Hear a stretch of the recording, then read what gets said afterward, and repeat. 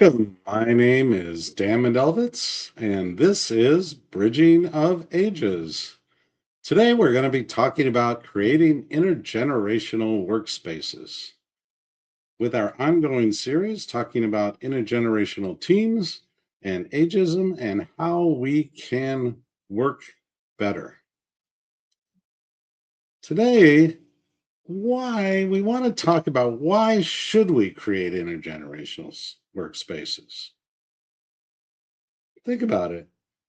A lot of workplaces are the same. They're built for one type of person, but we're all different. We have different abilities, different heights, different sizes, different ways we work.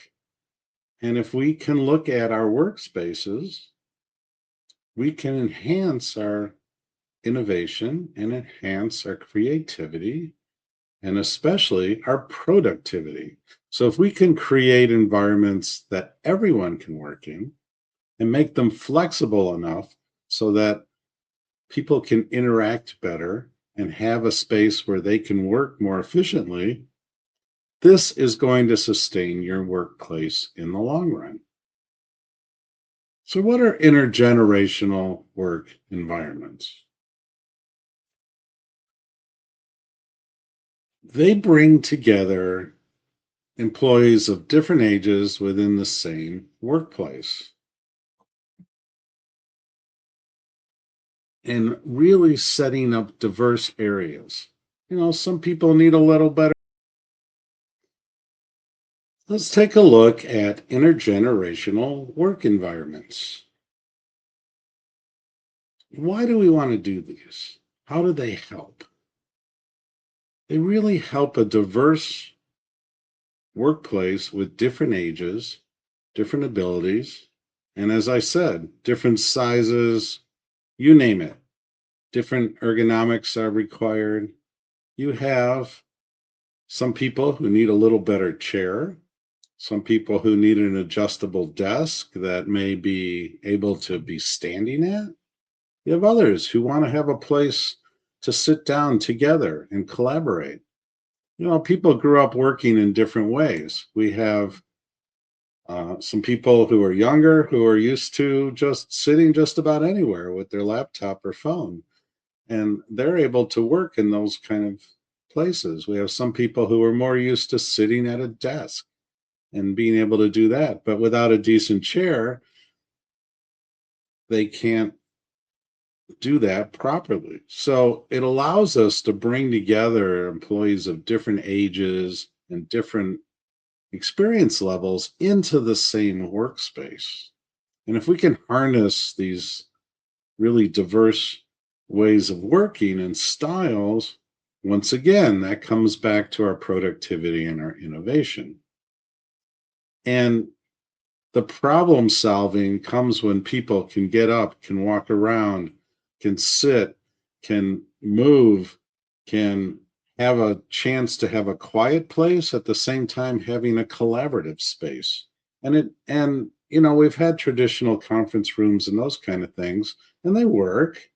But on the other hand, sometimes you just need a place for a bunch of people to sit down and talk it out, because we're extremely portable now with all our devices. So we don't have to have necessarily a table between us to make those things happen.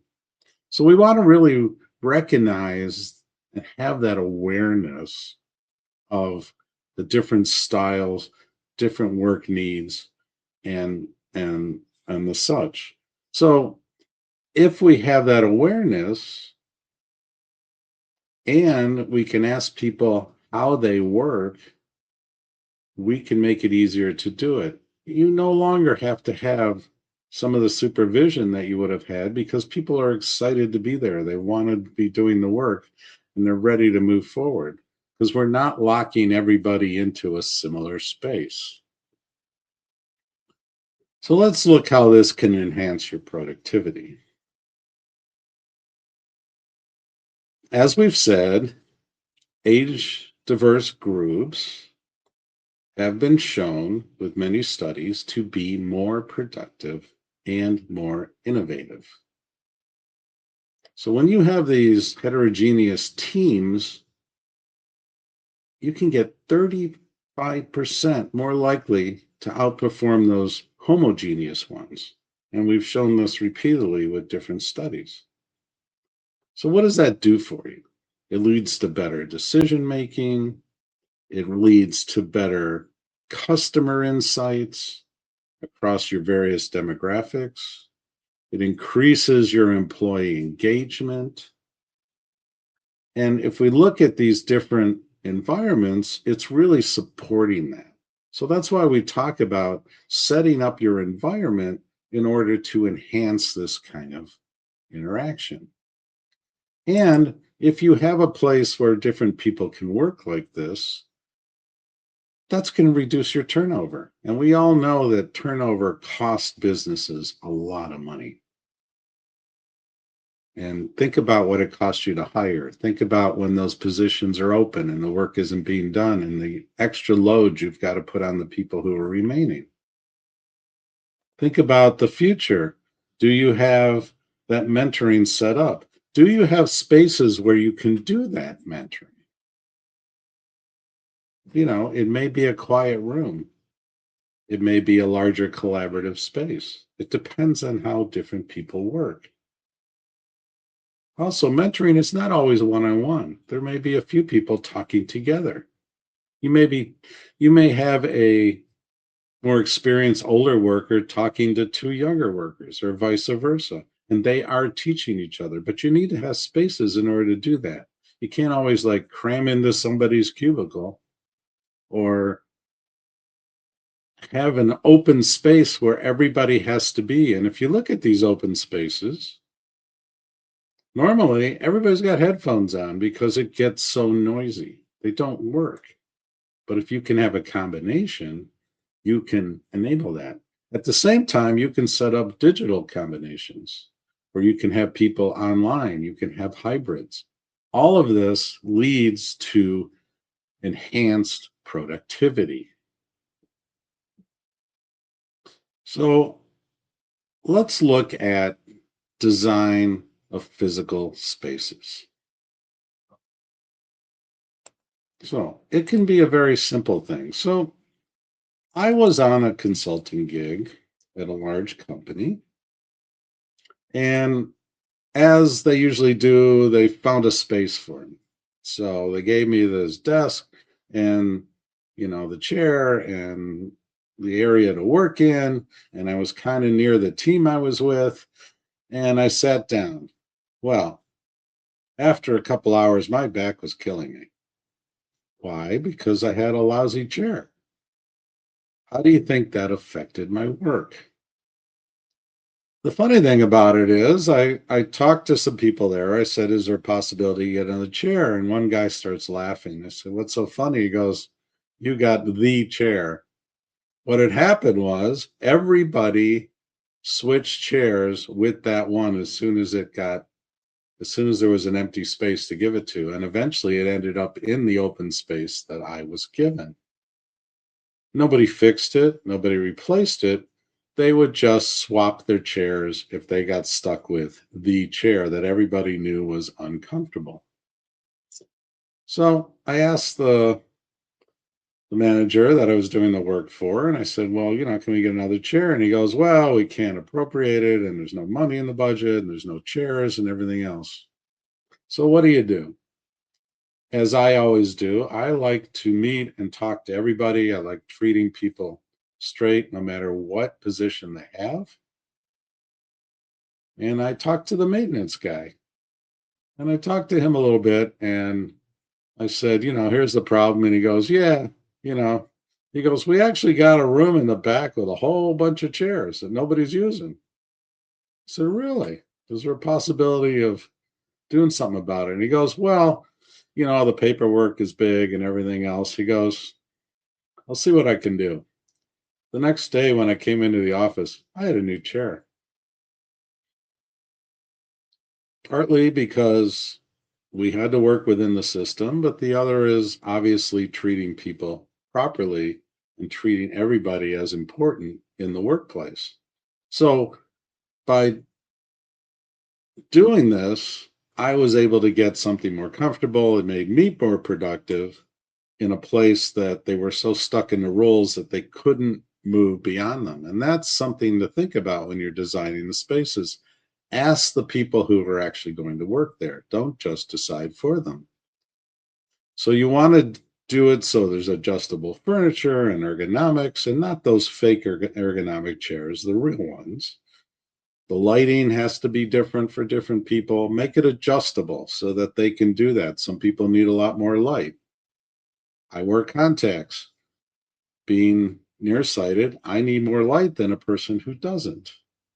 Have some quiet areas for people who need that so they don't always be having to wear headphones or earbuds. Have communal areas that can get a little noisy and a little more chaotic. And really integrate your digital systems into those physical spaces. People shouldn't have to worry about their Wi-Fi going out or anything, signals or that kind of stuff. And if they have to be out of the office, they can still come into the meetings and discussions through a hybrid system. So these are all ways of designing physical spaces. So let's look at how we design the digital spaces.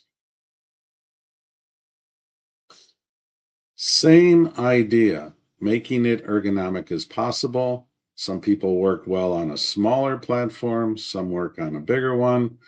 You may have somebody who needs a larger monitor simply because of some eyesight problems or such. Some people love to just sit at a desk. Others would rather carry a tablet around and go sit wherever they can. And of course, we all are connected to our phones. But if we integrate those properly within your company or organization and set up the proper security measures, that can really work. And then what we can do is we can train people how to use all those various things. It may be something in a conference room, it may be something at your desk, it may be something in a communal area. So, just like we've talked about in previous shows, we talked about having multiple communication channels. You know, somebody might prefer Slack, whereas somebody else wants a more one-on-one meeting with somebody else. Make those spaces and that digital ability there for it. So you really have to respect the various preferences. So one thing that I always suggest is we have this thing where people bring in their personal, you know, items, their phones, their laptops, whatever. That can work, but I believe as a company, you're better off providing that for people for a couple reasons. One, you have control of the technology, you know what's on it. But the biggest reason is security. I don't think people realize how open you become when people are using their personal systems. You don't know what app they put on their phone. You don't know what it's taking out. You don't know if it's opened up for hackers. So I've been on different jobs where sometimes I got to carry two phones. I got my personal and the one from work, but it's okay. You can work within that. We have ways of doing that. You may decide that personal devices are okay, but think about the security aspect before you do that. And the other nice thing about having a work phone as opposed to a personal phone be the means that you communicate is it allows your workers to be offline from work. I think there's a tendency sometimes so that because they can be connected, they are connected. And if you're one of those people sending out texts and such at 3 in the morning, perhaps you're becoming a little onerous on your workers. There are people who work at those hours and that works for them, and that's built into your flexibility in your workspace. However, I think it's really important to allow people to be offline as well as being online when it's really necessary. And by separating that, you allow them to separate those two worlds.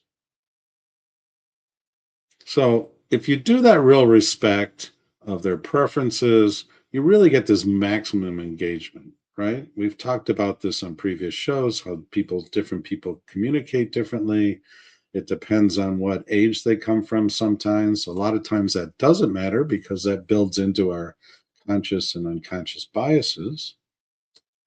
But when we can look at people in general, we give them spaces that they can work, whether physical or digital or both. We really have that opportunity to help them work more efficiently, more productively, and to create that innovation. And as I like to emphasize, it's really important that you have that diversity of experience levels and ages because more times than not, that also represents your customer base or for organizations, the groups that you serve. And now you have people within your organization who are able to reflect what it looks like outside and can bring that to the fore. So that brings us to building mutual respect. We've already talked about this a little bit, but you really need to include all age-based needs and all physical needs, if you think about it. And sometimes those are related and sometimes they aren't. And what's important is people don't always realize that they're thinking, oh, he's older, has all these needs and can't do this stuff. They're younger, they're nimble and they can do these kind of things. Remember, if you look back at some of our previous shows and some of the things we're going to, let's look at the need to build for mutual respect. This is important that we include all the age-based needs, but it's also important to include the physical needs. As I've said, it could be something as simple as a person like myself who's nearsighted needs more light. It could be somebody who has some hearing difficulty and needs a better sound, and might have to wear headphones more often. It could just be a physical thing where somebody has to roll up in a wheelchair. If you design these spaces in order to incorporate various needs, this involves everybody. And as we talk about on this program, it's really the age base that becomes very important. Some have to have a certain kind of keyboard because it's a certain way they work manually. Some need to have a desk that can be set up for standing because they may have some back difficulties. Do we have mutual spaces that can be used for standing, for sitting? Some people like to curl up on a couch when they work. There may be some soft spaces that you can set up that enables that. Make them for mixed use. Remember that some people can work well in a noisy environment and others need to be in a much quieter space. Allow for both of those. We all live in spaces that are both quiet and noisy. So we're all kind of used to it. But if it's noisy all the time or too quiet all the time, that can be a difficulty for people, usually of different ages and different proclivities. So that is important for you to think about when you build for mutual respect. Because when your workers think they're respected, they're going to give you more work. That raises the productivity. When they feel comfortable collaborating, your innovation rises. So remember, when you're designing physical spaces, designing digital spaces, think about that build for mutual respect. And you will find that you'll have enhanced productivity, Your intergenerational workforce will have an environment that they feel comfortable in. And you're really creating these intergenerational workspaces, which allow your business or organization to create environments that can really work, have the flexibility that really allows for that greater collaboration, and ultimately sustains your workplace, reduces your turnover, and as we've talked repeatedly, creates that innovation that you need in order to move forward.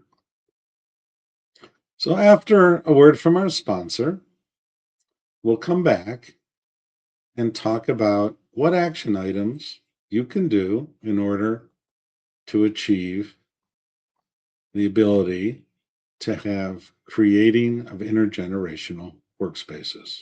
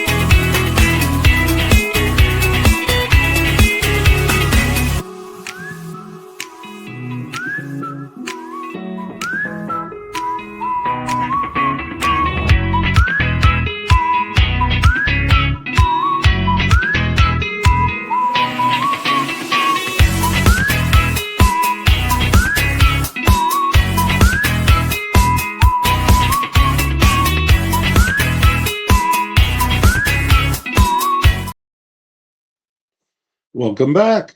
If you're just joining us, this is Bridging of Ages, and we're talking about creating intergenerational workplaces.